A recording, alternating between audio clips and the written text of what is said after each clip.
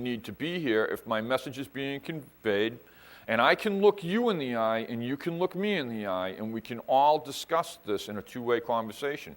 Virtual presence, it's going to start happening. Distance learning, okay.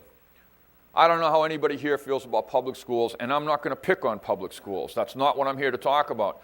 The question is, can we improve our educational system by allowing kids to either do part of all of their education at home? And I saw a fantastic presentation by O'Neill Smitherin of Ball State University at the Muni Wireless Show in Dallas. We'll give them a plug here, where they put in a WiMAX deployment in Indiana, and he had a video of, I believe it was a 5th grade student raising her hand saying, when I go home, can I go to this website too? And I mean, when was the last time your kid walked up to you and said, can I do some more homework when I get home from school? And this was actually somebody that, understood how much fun she was having by interacting with an educational website. These are the kind of opportunities we need to make happen in our communities if we want to remain competitive with the rest of the world. Telepresence. This is the coolest thing I've seen in a long time, and there's a few people in the audience that have told me that they've actually been at one of these demonstrations. Imagine a screen this size where a table full of people are sitting around it, and embedded at about where their head is a pinhole camera, so you're actually looking someone in the eye and they're looking you in the eye.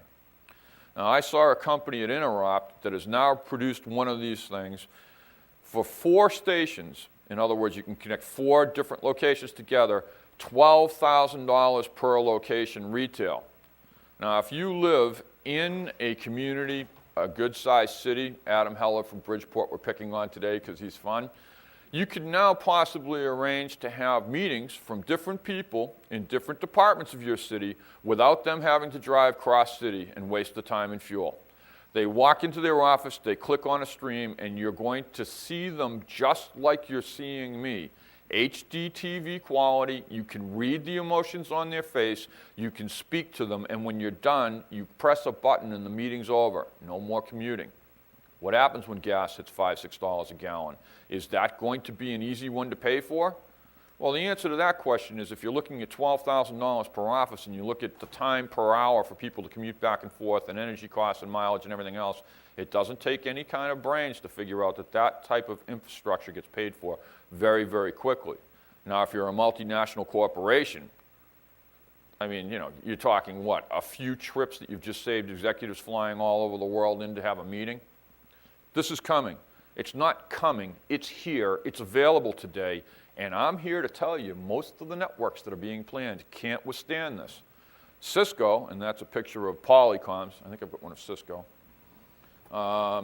That's Cisco's telepresence. They're actually advertising this on TV now for any of you that have missed those ads. But it's 20 megabits each direction, continuous. And I'm going to tell you, your Wi-Fi network is not going to withstand that. In fact, it's not even going to be able to carry that. Now, Cisco is $600,000 to put this box into 2 places. When you talk about life size at $24,000 to put it into 2 places, it's actually less, it's $16,000 for 2 places.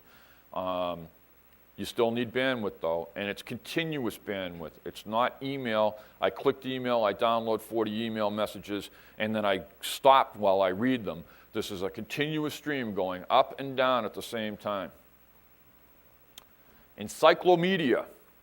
This is too cool. Mexican government is in the process of installing 165,000 of these into classrooms all over Mexico. It's a huge touch screen, and basically when you change from subject to subject, you put a different DVD into the computer, and if you're talking about anatomy, a child walks up and it's asked, where are the lungs, and the child touches the kidneys and the machine beeps, and if the child touches the lungs, the machine dings, and all the kids in the class enjoy it. But what's cool about this is once you've got this device, when you have a broadband network, now you can do distance learning. You can have one college professor talk to 60 classes at one time, and it's interactive and it's two-way. They're building this infrastructure. We're not building this infrastructure, and this is cheap. For any of you involved with your schools, take a look at what it costs for 1 year's worth of textbooks, and then think what it would cost to put this thing in and have it operational. What would you rather have? A multimedia-rich experience or static pictures and text on a page? It's up to you. Punctuated equilibrium. For those of you not familiar with the term, this is one of the conflicting views to evolution, where it says instead of things taking a slow and steady change, all of a sudden there was a kabang and a major left-hand turn happened. We're about to see one of those as far as it relates to the wireless or, for that matter, the municipal networks world. Here's the definition of punctuated equilibrium. By the way, I should mention, all of these presentations will be available for download if anybody wants them. Okay, let's talk about what's happened in the last 25 years or so. I got into this 1987-ish fooling around with my killer 1200 baud modem. I actually thought it was pretty cool back then. We didn't have web pages or what have you, but when I needed a piece of information, I could actually get it instantaneously. And I could get it at a local phone call, and it sure as hell beat calling up somebody and pressing 1, pressing 17, and then finding out somebody wasn't there. Around 1990-something,